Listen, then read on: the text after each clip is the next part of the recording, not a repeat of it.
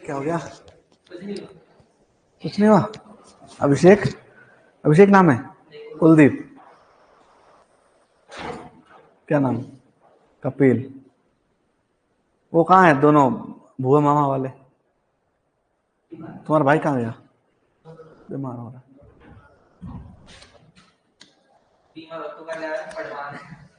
चलो पढ़े। क्या पढ़ रहे थे अपन? पीएच पढ़ रहे थे। पीएच क्या होता है? किसी भी मिट्टी में हाइड्रोजन आयनों के ऋणात्मक लघु गुणक को क्या कहते हैं? पीएच कहते हैं। तो ऋणात्मक लघु गुणक का मतलब है माइनस लॉग करना। तो इसका एक सूत्र है, शायद नहीं लिखा होगा तो लिख लीजिएगा। पीएच का क्या सूत्र होता है? तो पीएच बराबर होता है माइनस लॉग हाइड्रोजन आयनों की सांद्रता। ये कोष्टक बताता है सांद्रता कौन से आयनों की? हाइड्रोजन आयनों की, और माइनस लॉग। कभी कभी इसको ऐसे भी लिखा जाता है, लॉग 1/, हाइड्रोजन आयन। तो दोनों ही किसके फॉर्मूला है? पीएच के। तो दोनों सूत्र लिख लीजिएगा पीएच के। नहीं लिखा हुआ है? लिखा हुआ है? हाँ, बहुत बढ़िया, दोनों लिखे हुए। क्या बात है। एक मिट्टी की बहुत इंपॉर्टेंट केमिकल प्रॉपर्टी है जिसको बोलते हैं ईसी। क्या बोलते हैं? इसी को इंग्लिश में क्या बोलते, हिंदी में क्या बोलते हैं? विद्युत चालकता। इंग्लिश में बोलते हैं इलेक्ट्रिकल कंडक्टिविटी। Electrical conductivity. अब इस इलेक्ट्रिकल कंडक्टिविटी का पहला जो लेटर है वो उठा लिया इन्होंने। इलेक्ट्रिकल का ई और कंडक्टिविटी का सी, तो क्या बन गया? ईसी। अब ये मिट्टी में क्या बताती है, आपको पता है? अच्छा, आपने बहुत बार देखा होगा घर में कहीं करंट आता है, आप लकड़ी की सहायता से यदि उसको स्विच को बंद करें तो करंट फैलता नहीं है, लेकिन लोहे की रोड से यदि आप स्विच ऑन करेंगे तो फैलेगा। तो इससे क्या समझ में आता है कि लकड़ी की रोड के अंदर या लकड़ी के किसी डंडे के अंदर करंट का प्रवाह नहीं होता, विद्युत का प्रवाह नहीं होता, लेकिन लोहे के अंदर विद्युत का प्रवाह होता है। तो कुछ पदार्थ तो विद्युत के प्रवाह वाले होते हैं, चाहे विद्युत चालक है, और कुछ पदार्थों में विद्युत चालकता नहीं होती। अब मिट्टी में विद्युत चालकता होगी या नहीं होगी, ये दो चीजों पर डिपेंड करती है। एक जल की मात्रा और दूसरा नमक की मात्रा। किसकी मात्रा? जल की और नमक। नमक को इंग्लिश हिंदी में कहते हैं लवण। क्या कहते हैं? तो लवण की मात्रा यदि किसी मिट्टी में ज्यादा होगी तो उसकी विद्युत चालकता भी क्या होगी? ज्यादा होगी। शुद्ध पानी में विद्युत चालन नहीं करता, लेकिन पानी में नमक मिलाएंगे, लवण मिलाएंगे तो क्या हो जाएगा? विद्युत का चालन होगा। तो याद रखना, लवण की मात्रा बढ़ने पर मृदा में, किसकी मात्रा बढ़ने पर? लवण की मात्रा बढ़ने पर, मात्रा बढ़ने पर विद्युत चालकता भी क्या होती है? बढ़ती है। तो अब आपसे पूछ लिया जाए कि मिट्टी में लवणों की मात्रा ज्ञात करनी हो तो हम सीधे क्या ज्ञात कर सकते हैं? विद्युत चालकता। क्योंकि जिस मिट्टी की विद्युत चालकता ज्यादा होगी उसके लवण की मात्रा भी, और जिसमें विद्युत चालकता कम होगी उसमें लवणों की मात्रा भी कम होगी। तो याद रखना, विद्युत चालकता की सहायता से लवणों की मात्रा का पता लगाया जाता है। किसका पता लगाया जाता है? लवणों की मात्रा का।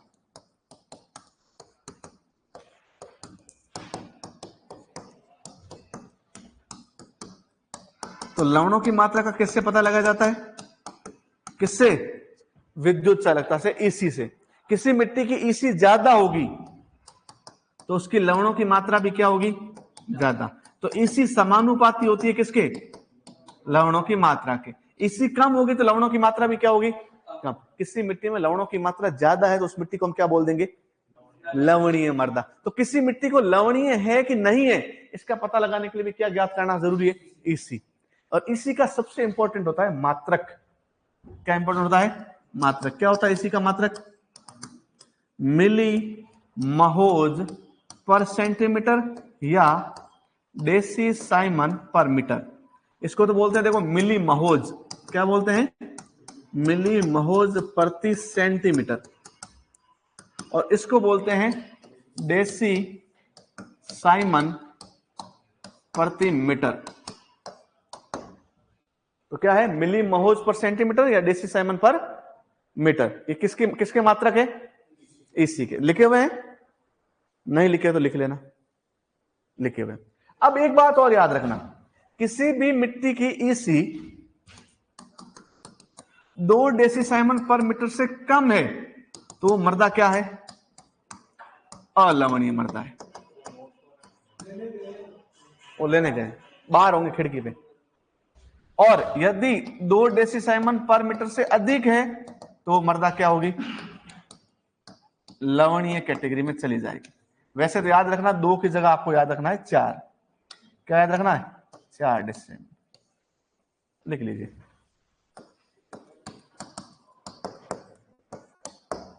ये भी लिख लीजिए दोनों।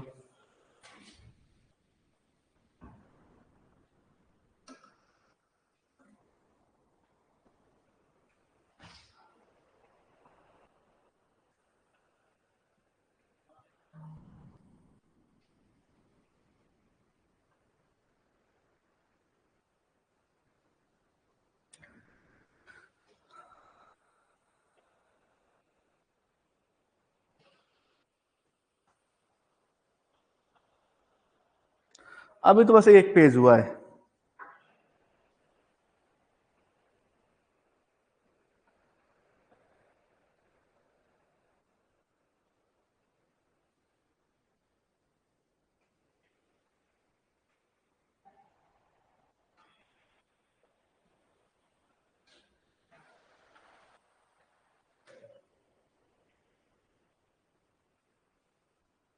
लिख लिया?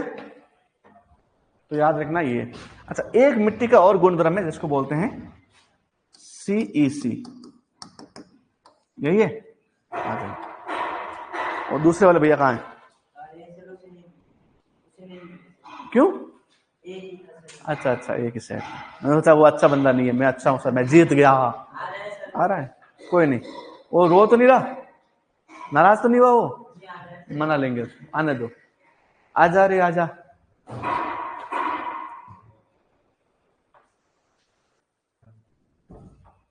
ओके चलो, CEC क्या होता है? इसको बोलते हैं धनायन विनिमय क्षमता। क्या बोलते हैं? सॉरी, बंद कर दो। धनायन विनिमय क्षमता। जीवन के भी यही सच्चाई है।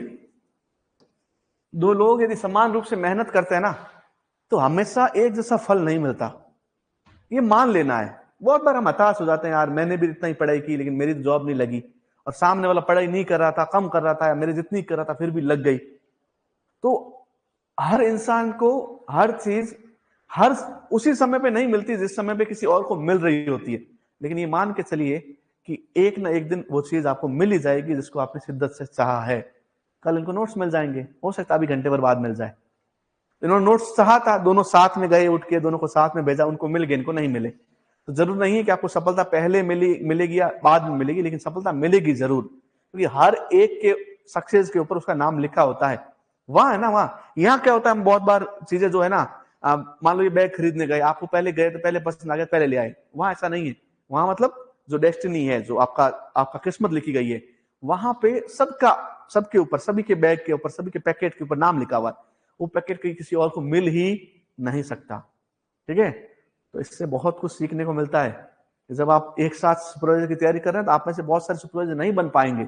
इसका मतलब है कि रियल में आपको जो बनना है ना, उसके लिए अलग भगवान प्लानिंग कर रहा है, और आपकी प्लानिंग से बेहतर प्लानिंग है उसके पास। आप जितना सोच पा रहे हैं ना, उससे अधिक सोच रहा है वो। क्योंकि यदि सचिन तेंदुलकर इस बात से जज कर लेता खुद को कि 10वीं में फेल हो गया, मतलब जिंदगी में फेल हो गया, तो सचिन तेंदुलकर को क्रिकेट का भगवान नहीं कहते। समझ रहे हैं? तो अपने आप को किसी एक सफलता या आपको एक विफलता से जज नहीं करना होता है।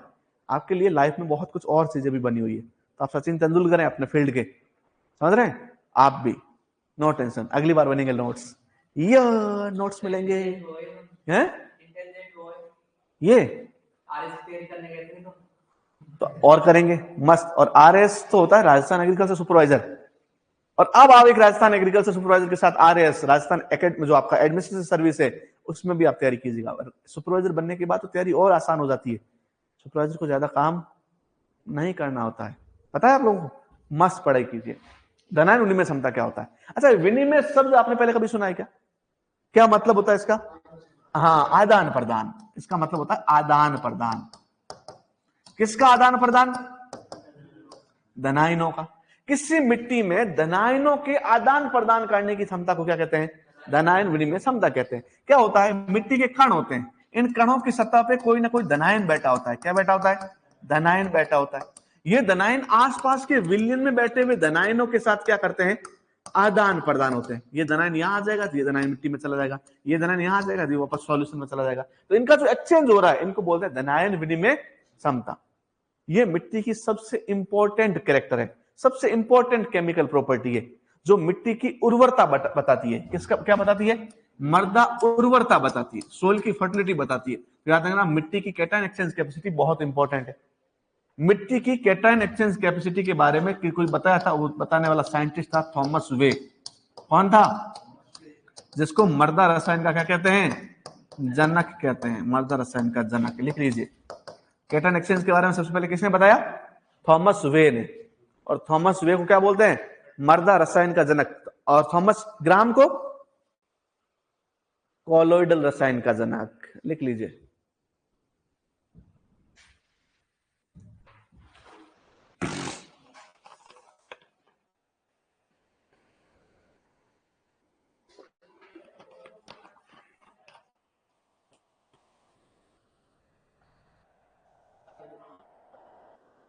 लिख लिया?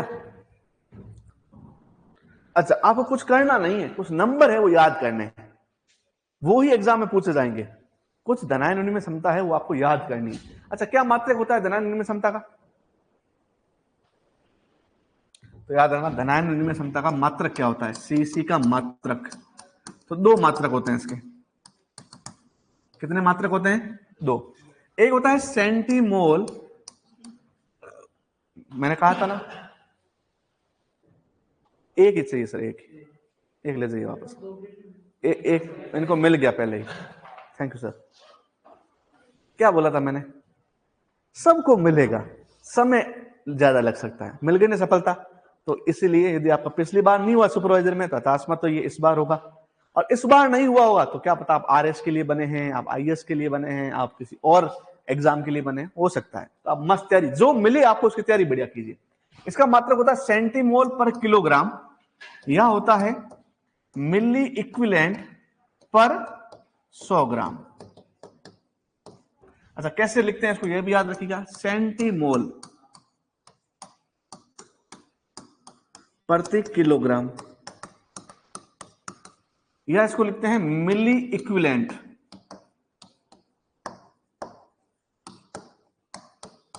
प्रति 100 ग्राम।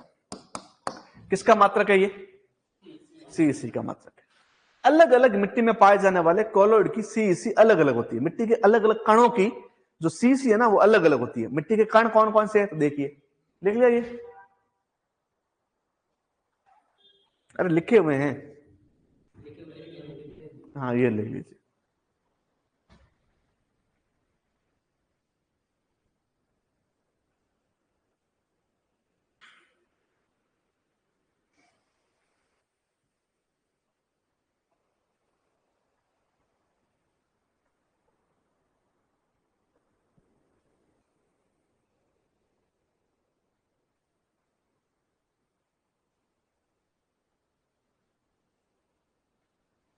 लिख लिया?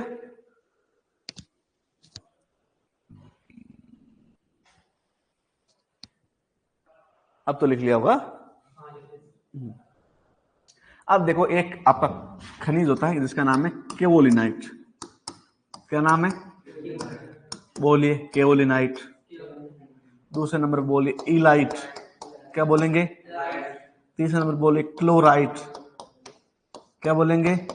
क्लोराइट। 4 नंबर पे बोलिए मॉन्ट मोरिलोनाइट। क्या बोलिए? मॉन्ट मोरिलोनाइट।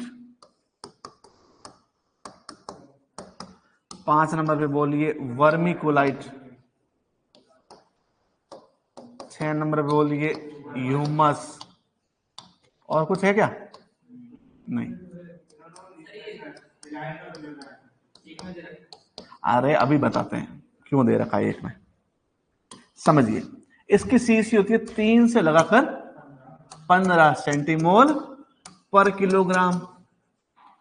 इसकी सीसी होती है 20 से लगाकर 40 और इसकी भी होती है 20 से लगाकर 40, इसलिए भैया ने साथ में लिख दिया, लेकिन दोनों अलग अलग है। क्लोराइड अलग होता है इलाइट, लेकिन दोनों की सीसी क्या होती है, बराबर होती है।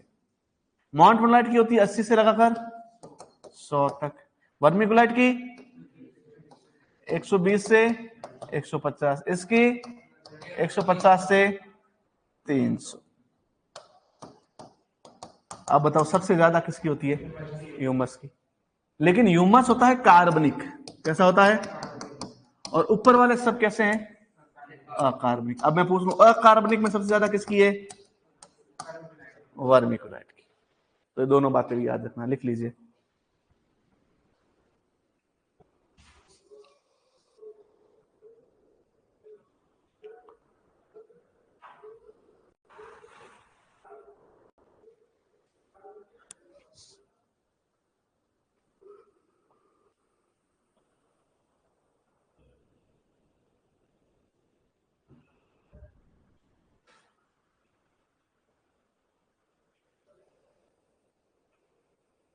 लिख लिया। एक होता है ऋणायन विनिमय क्षमता, ये क्या होती है, इसमें धनायन है तो उसमें क्या होंगे ऋण, तो ऋणायनों के आदान प्रदान करने की क्षमता क्या कहलाती है, ऋणायन विनिमय क्षमता। मिट्टी के लिए ज्यादा इंपॉर्टेंट नहीं है, क्योंकि ऋणायन इंपॉर्टेंट ज्यादा नहीं है। कौन इंपॉर्टेंट है, धनायन इंपॉर्टेंट है। अच्छा, ऋणायन विनिमय क्षमता सबसे ज्यादा किसकी होती है, याद रखना केओलिनाइट की। किसकी ज्यादा होती है, लिखा होगा देख लीजिए।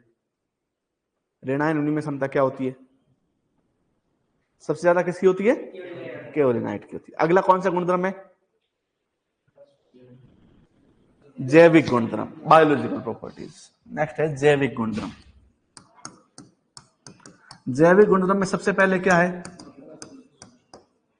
मृदा सूक्ष्म जीव। अच्छा, सूक्ष्म जीव क्या होते हैं पता है आपको, जो दिखाई नहीं देते। तो फिर कैसे होंगे वो, तो जो दिखाई नहीं देता वो तो भगवान होता है। हाँ, जो नग्न आंखों से दिखाई, उनके लिए माइक्रोस्कोप लगाना पड़ता है, सूक्ष्मदर्शी लगानी पड़ती है। जो सूक्ष्मदर्शी से भी नहीं दिखाई दे रहा वो भगवान है, समझ रहे हैं। उनके लिए सूक्ष्मदर्शी नहीं, उसकी तीसरी आंख चाहिए होती, थर्ड आई है, जो संजय के पास थी, भगवान कृष्ण ने दी थी, समझ रहे। बाकी जो सूक्ष्मदर्शी से दिखाई देते उनको क्या बोलते हैं, सूक्ष्म जीव। तो ऐसे जीव जो सामान्य आंखों से दिखाई, लेकिन आगे माइक्रोस्कोप लगाएंगे तो दिखाई दे देंगे, उनको बोलते हैं सूक्ष्म जीव। मतलब आकार में बहुत छोटे होते हैं, सूक्ष्म होते हैं। ऐसा नहीं कि मेरा आकार बड़ा है, मेरा आकार से ये छोटा है, सूक्ष्म जीव है, ये तो वृद्ध जीव है। लेकिन जो अपनी आंखों से दिखाई नहीं देते वो कैसे होते हैं, सूक्ष्म जीव। मिट्टी में मुख्यतः जो सूक्ष्म जीव पाए जाते हैं उनमें है जीवाणु, कवक, इसके अलावा है आपका शैवाल, प्रोटोजोआ, एक्टिनोमाइसिटीज और विषाणु वगैरह। सबसे इंपॉर्टेंट है जीवाणु।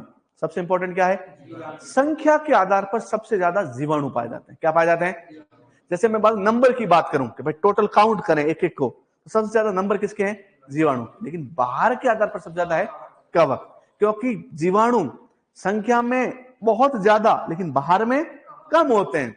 कवक बाहर में बहुत ज्यादा लेकिन संख्या में बहुत कम होते हैं। अब मैं बोलूं कि मेरे भैया का, अब हम दोनों भाई हैं और हम दोनों का बाहर जोड़े ना तो तुम पांचों के बराबर हो, समझ रहे। तो बाहर में तो हम कवक लोग ज्यादा है, संख्या में तुम लोग ज्यादा हो। तो संख्या में तो जीवाणु और बाहर में कवक। तो ये समझना आपको कि वो मोटे होते हैं लेकिन संख्या में ज्यादा नहीं है, लेकिन जीवाणु संख्या में ज्यादा है लेकिन ज्यादा मोटे नहीं होते। आई बात समझ में। अच्छा, अम्लीय मृदाओं में याद रखना कवक ज्यादा होते हैं। कवक क्या होते हैं, तो यदि कभी क्वेश्चन पूछ लेते हैं कि अम्लीय मृदाओं में कौन ज्यादा है, अच्छा, उदासीन मृदाओं में जीवाणु, क्षारीय मृदाओं में एक्टिनोमाइसिटीज और जलमग्न मृदाओं में शैवाल ज्यादा होते हैं, एल्गी जिसको बोलते हैं, हरित लवक बोलते हैं जिसको, है ग्रीन हरित, ब्लू ग्रीन, नील हरित शैवाल। तो जो नील हरित शैवाल जो है, ब्लू ग्रीन एल्गी जो है, ये किस में ज्यादा होते हैं, हाँ जलमग्न, जैसे धान के खेत में। किसके खेत में, धान के खेत में। एक आपको याद रखना है, मृदा में कार्बनिक पदार्थ, कौन से पदार्थ, कार्बनिक पदार्थ। एक तो था कार्बनिक पदार्थ। आपको एक बात मैं बताऊं, नाम क्या है इसका? कार्बनिक पदार्थ। इंग्लिश में क्या बोलते हैं? Organic matter. अच्छा, आप सभी को पता है नाम कार्बनिक पदार्थ है तो इसमें सबसे ज्यादा तत्व कौन सा होगा? कार्बन होगा। तो एक बंदा आया था वॉन बेमलेन, क्या नाम था? वॉन बेमलेन। इसने कहा कि कार्बनिक पदार्थों के अंदर 58% कार्बन होता है। कितना परसेंट? 58%। वॉन बेमलेन ने बताया कि कार्बनिक पदार्थों के अंदर 58% तो सिर्फ क्या होता है? कार्बन। मान लीजिए कार्बनिक पदार्थ जो है ऑर्गेनिक मैटर है, वो कार्बन के, ऑक्सीजन के, हाइड्रोजन के, नाइट्रोजन के, फॉस्फोरस के, पोटेशियम के, कैल्शियम के, मैग्नीशियम के, सल्फर के, सबके बने हुए। तो इसमें से कार्बन तो कितना है? 58। और 42 जो रिमेनिंग है वो ये सब है, 42%। तो 58% कार्बन होता है। अब 100 में जब 58 का भाग देंगे तो अपने पास आएगा 1.724। इसको कहा जाता है बेमलेन कारक। क्या कहा जाता है? क्वेश्चन पूछा जाएगा बेमलेन कारक का मान कितना होता है? कितना होता है? 1 पॉइंट। लिखा हुआ है क्या? पहले लिखा हुआ है, वहां जाइए, वहां जाइए। पहले पढ़ा दिया था क्या मैंने? पढ़ा दिया था ना? बहुत बढ़िया, वापस आ जाइए, मत जाइए।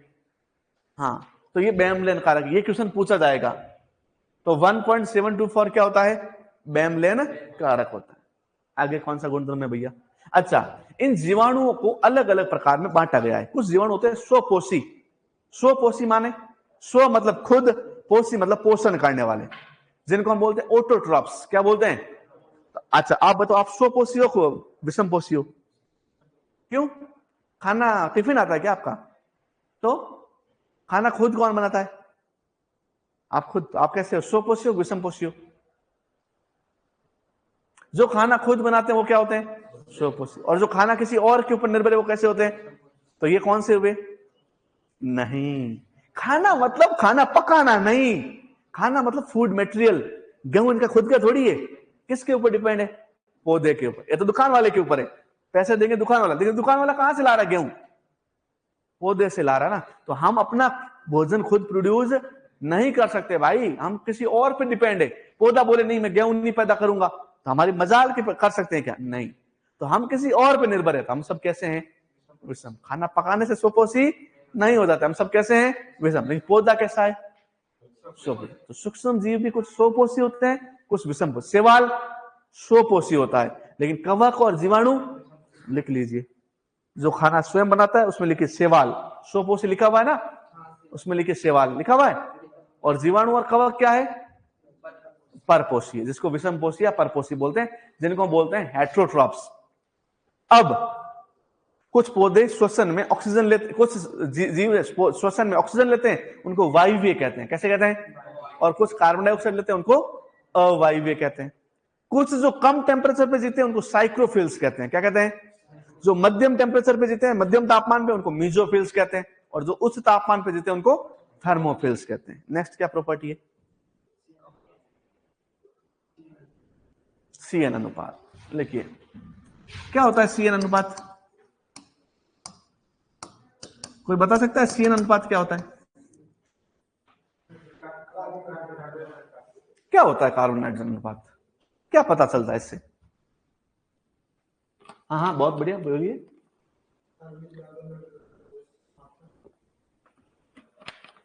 किसी भी पदार्थ में कार्बन के अनुपात में नाइट्रोजन कितना है, एक अनुपात अपन अभी रूम पे निकालते हैं। टीचर अनुपात स्टूडेंट, टीचर स्टूडेंट अनुपात, अध्यापक विद्यार्थी अनुपात। तो अपने क्या अनुपात रहेगा? हाँ, टोटल कितने आप? 7 नहीं 6। तो 1:6। तो इस क्लास का टीचर और स्टूडेंट अनुपात कितना है? 1:, या 6 अनुपात 6 स्टूडेंट और 1 टीचर, या 1 टीचर 6 स्टूडेंट। तो अब यदि क्लास की बात करें, अब मैं बोलूं क्लास में लाइट अनुपात पंखे कितने हैं, तो आप देखेंगे 4 और 1 5 पंखा है, और लाइट बहुत सारी, आप गिन नहीं पाएंगे। मैं बोलूं इस क्लास में एसी अनुपात पंखा कितना है, तो 1 एसी और 5 पंखे, तो 1:5 है। तो ऐसे ही कार्बनिक पदार्थों में कार्बन कितना है और नाइट्रोजन कितना है। मान लीजिए 1 कार्बन है तो उसके बदले में कितने नाइट्रोजन है, और मान लीजिए 1 नाइट्रोजन है तो उसके बदले में कितने कार्बन है। इसको बोलते हैं सीएन अनुपात। सीएन अनुपात कंपोस्टिंग के लिए बहुत जरूरी है। कोई चीजें सड़ती है ना, तो सड़ने के लिए सबसे इंपॉर्टेंट है सीएन अनुपात, क्योंकि कंपोस्टिंग से जो वाइड सीएन होता है बहुत बड़ा सीएन है, जैसे 100:1 है, तो कंपोस्टिंग होने के बाद ये क्या हो जाएगा, 20:1। कम हुआ ज्यादा हुआ, कम हो जाता है। किसकी मात्रा बढ़ी और किसकी कम हुई? अरे भैया देखो, यहां 100 कार्बन पर 1 नाइट्रोजन था, 200 कार्बन पे कितने नाइट्रोजन थे? 2 नाइट्रोजन। यहां 20 कार्बन पे कितना नाइट्रोजन है? 40 कार्बन पे, 60 कार्बन पे, 80 कार्बन पे और 100 कार्बन पे, और यहां 100 कार्बन पे कितना है? तो कार्बन कहां ज्यादा है? ऊपर वाले में। नाइट्रोजन कहां ज्यादा है? जितना कार्बन के ऊपर एक नाइट्रोजन हुआ करता था पहले, उतने ही कार्बन पे अब कितने हो गए? तो कितने गुना बढ़ गया कहा नाइट्रोजन? 5। तो सीएन अनुपात कम होने पर नाइट्रोजन की मात्रा बढ़ती है। लिख लीजिए, सीएन अनुपात कम होने पर नाइट्रोजन की मात्रा बढ़ती है।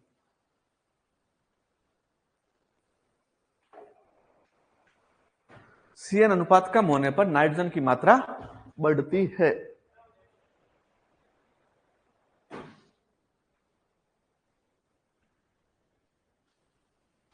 सीएन अनुपात कम होने पर नाइट्रोजन की मात्रा बढ़ती है। लिख लिया? चलो बढ़े आगे। चलो एक बात और डिस्कस कर लेते हैं।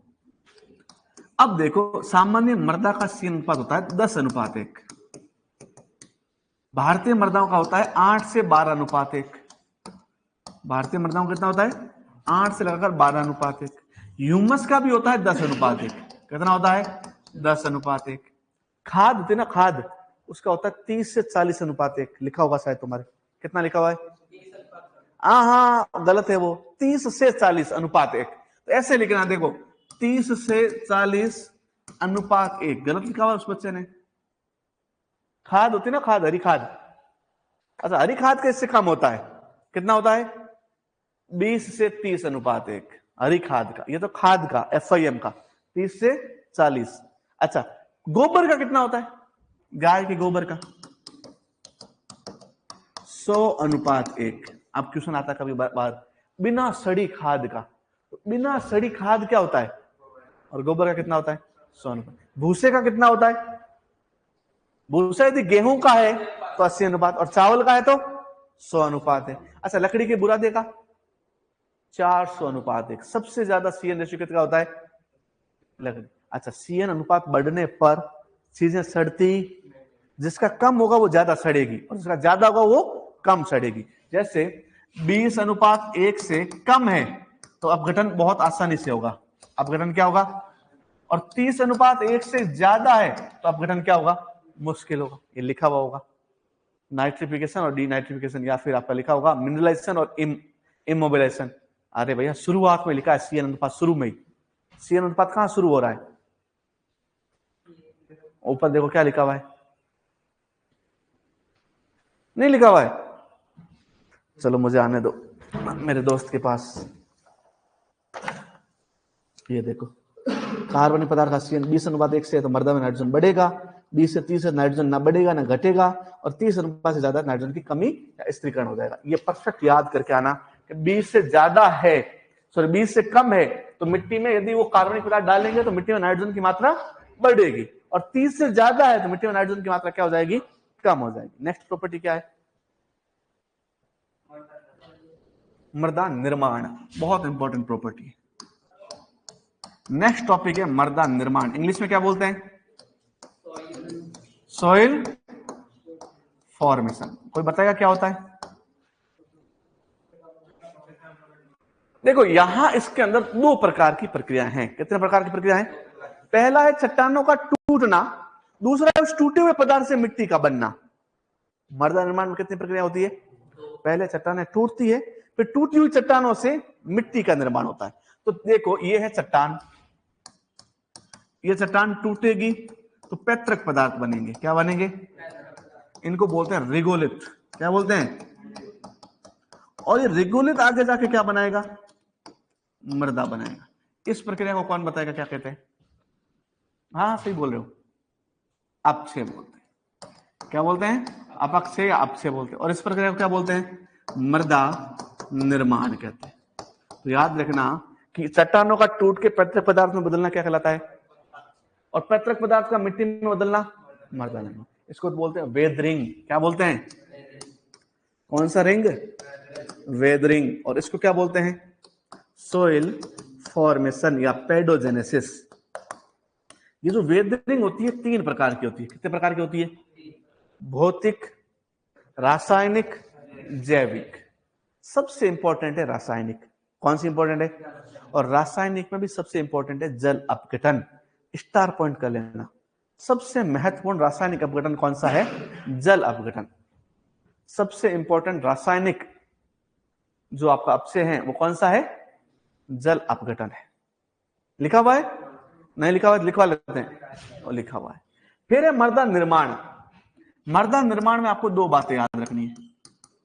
मृदा निर्माण में कितनी बातें याद रखनी है, 2। मृदा निर्माण के कुछ तो होते हैं कारक और कुछ होती है प्रक्रियाएं। अच्छा, मृदा निर्माण वैसा ही है जैसे आपका सब्जी का निर्माण, जैसे आपके रोटी का निर्माण।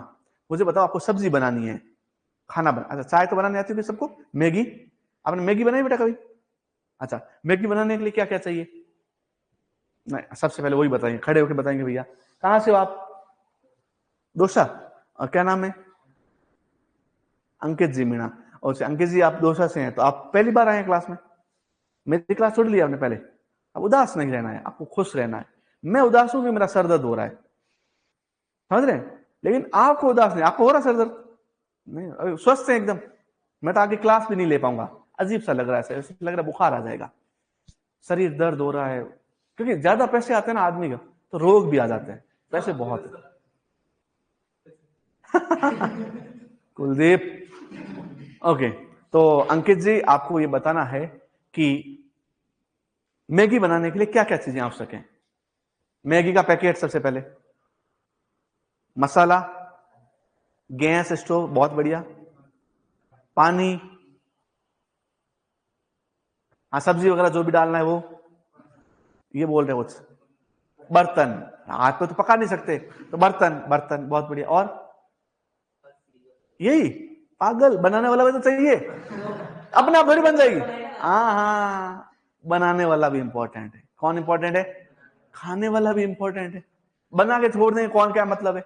भूख लगी भयंकर, मैगी का नाम लेते ही जाते ही 60 रुपए की मैगी ऑर्डर करके मसाला मैगी खा लेंगे। कौन सी मैगी पसंद है आपको? चीज वाली, मसाला, प्लेन, कौन सी वाली? मसाला वाली। अच्छा, आपने बनाई है मैगी? कौन सा पैकेट खरीदते हैं मैगी का? विद्यार्थी जीवन में मैगी, पोहे ये सबसे वरदान है।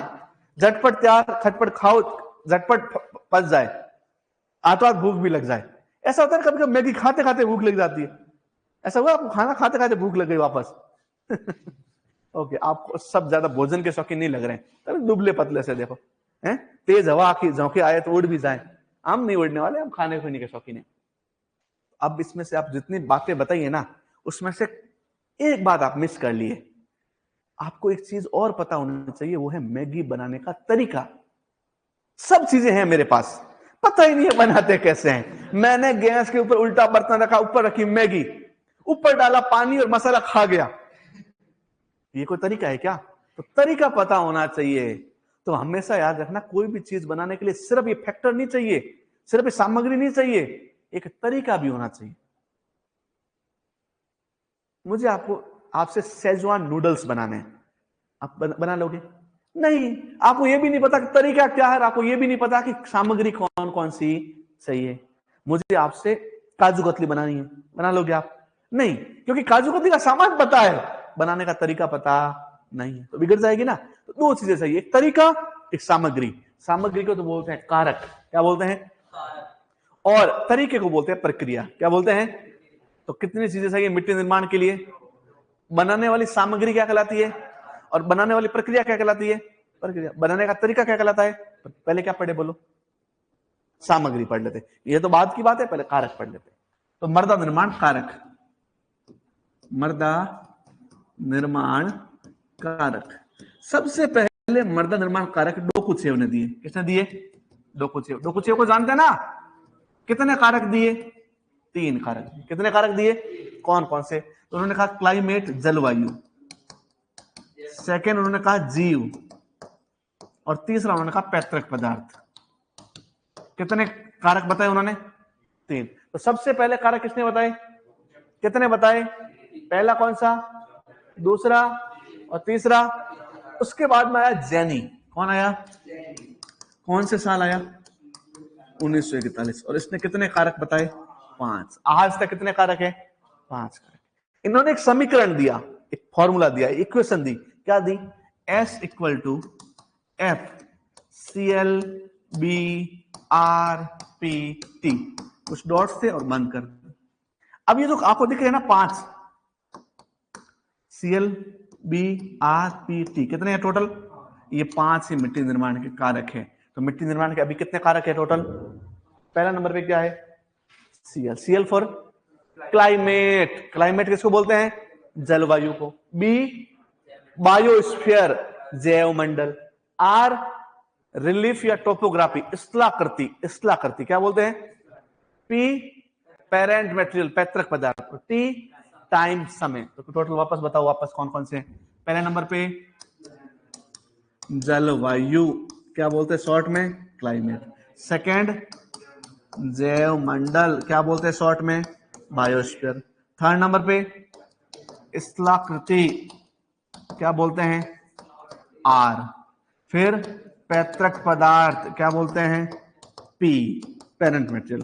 और फिर समय, टाइम, T। ये 5 कारक किसने बताए? जेनी। लेकिन जेनी ने कहा कि ये 5 कारक है, जलवायु है। वापस बोलो आंखें बंद करके। पहले नंबर पे, दूसरे नंबर पे, तीसरे नंबर पे, 4 नंबर, 5 नंबर, समय। Cl बोलो, Cl BrPt बोलो, Cl BrPt। हेलो लो लो लो लो, ए कुलदीप बोल, Cl BrPt। अब जोर से बोलो, Cl BrPt, Cl BrPt, Cl BrPt, Cl BrPt, Cl BrPt, Cl BrPt, Cl BrPt, Cl BrPt, Cl BrPt। आगे बात समझ में? हाँ, बहुत बढ़िया। Cl फॉर क्लाइमेट, जलवायु। B फॉर बायोस्फीयर, जैवमंडल। R फॉर रिलीफ, टोपोग्राफी या स्थलाकृति। P फॉर पेरेंट मटेरियल और T फॉर टाइम। फिर एक आया साइंटिस्ट, नाम था जोफ्रे। क्या नाम था? जोफ्रे ने कहा शुरू के 2 जो है ना, ये तो है सक्रिय कारक। कैसे कारक है? कब आया जोफ्रे? 1949 में। और बाकी के 3 है, ये कैसे कारक है? निष्क्रिय। अब क्वेश्चन पूछ लिया जाए, मिट्टी निर्माण के कारकों को सक्रिय और निष्क्रिय में किसने बांटा? सक्रिय और निष्क्रिय में किसने बांटा? जोफ्रे। मिट्टी निर्माण के कारकों को 2 भागों में किसने बांटा? जोफ्रे ने। मिट्टी निर्माण के कारक 5 किसने बताए? पहले 3 कारक किसने बताए थे? 2 खुद से। क्वेश्चन आएगा, आएगा तो आप कर लेना। वापस क्वेश्चन क्या आएगा देखो, मिट्टी निर्माण के टोटल कितने कारक है? किसने बताए? जेनेट। कितने भागों में बांटा? कौन कौन से? सक्रिय कितने, निष्क्रिय कितने? किसने बांटा? जोफ्रे ने। मेरा सर दर्द हो रहा है, कल क्लास लेंगे हमें। अब तुम शांति से बैठे रहना, जब तक नेक्स्ट क्लास है तुम्हारी, तो चलो फिर घर चलते हैं, चलो।